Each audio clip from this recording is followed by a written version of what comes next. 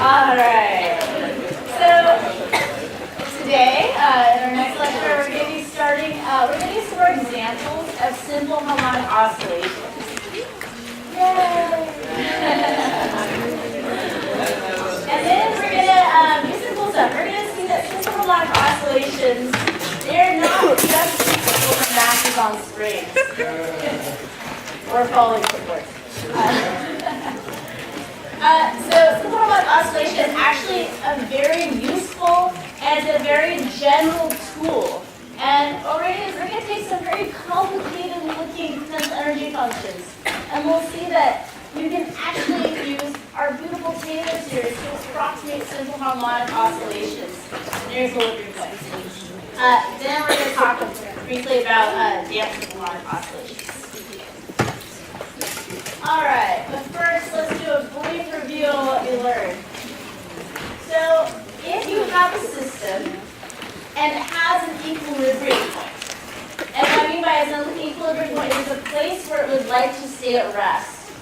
So, and if you can measure the distance from the equilibrium point by some variable x and it varies with a function of time. So now, if whatever you're in, it doesn't have to be physics class, it could be chemistry, biology, sociology, what have you. But if you have some differential equation and you're able to go through all of your beautiful math skills and you're able to make it look of the form where the second derivative position with respect to time plus some constant, doesn't matter what it is, times the position equals 0, you know you have simple harmonic oscillations. And what's more beautiful is that your job is essentially done. Because whatever that constant is that's in front of the position term, we can just call that omega squared. And the reason we know that works is because we learned this in math class. That is the general solution to this differential equation of this form.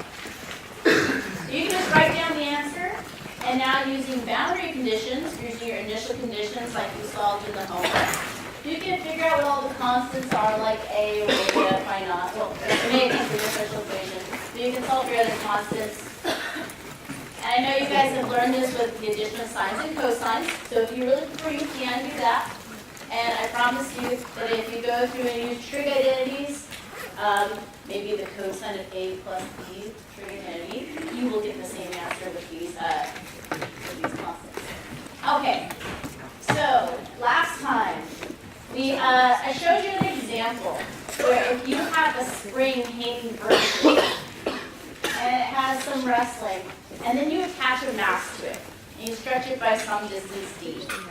So right now it's in equilibrium, it's just hanging out there. So you can find, if you do some of the forces, we found that at the equilibrium point, that mg equals kd. Then we decided, hey, let's see what happens if we pull the string down a distance and let it go and oscillate. So we pull it down, so now the spring stretch full distance x.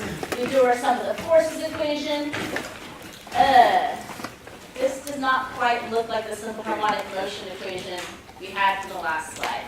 We have this extra nasty little term, mg, and since we don't really know how to solve this kind of equation, we could do a nifty little change of variables and say, well, maybe instead of defining our position as being from the rest length of the spring, maybe we should try defining it from the equilibrium point when the mass was hung on the spring. We gave it a different, we call this variable y. We saw that x is just y plus d, which is how does the spring stretched when the mass was attached. We saw, oh, this is cool because their second derivatives are equal because the derivative of d is just 0. And once we plugged it in, we saw, that makes this term go away because mg and kd are equal. And now, lo and behold, our differential equation looks like it's in a form that we came to know and love. All right, and now we can just read off what the angular frequency of this oscillation is. So